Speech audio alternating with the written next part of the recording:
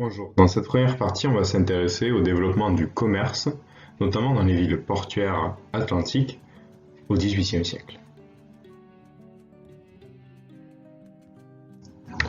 Au XVIIIe siècle, les pays européens dominent une partie du monde.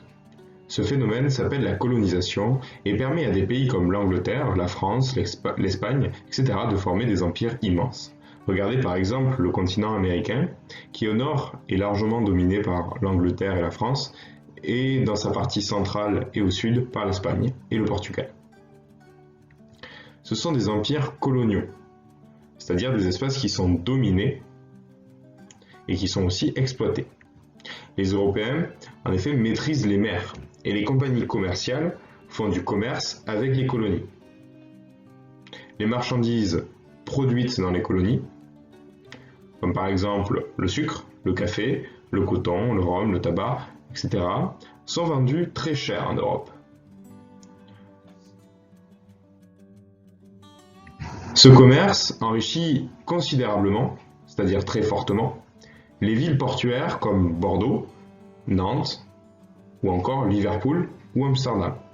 Donc une ville portuaire, c'est une ville qui a un port, donc qui est près de la mer, le plus souvent. Les marchands s'enrichissent fortement aussi et forment une nouvelle bourgeoisie, c'est-à-dire une classe qui domine économiquement sa société.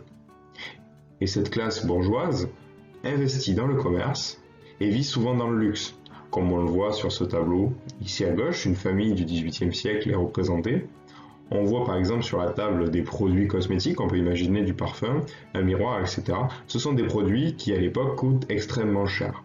Vous avez peut-être aussi remarqué la nourrice qui est noire et qui est probablement une esclave qui est issue de ce commerce. Mais nous en parlerons dans le prochain cours.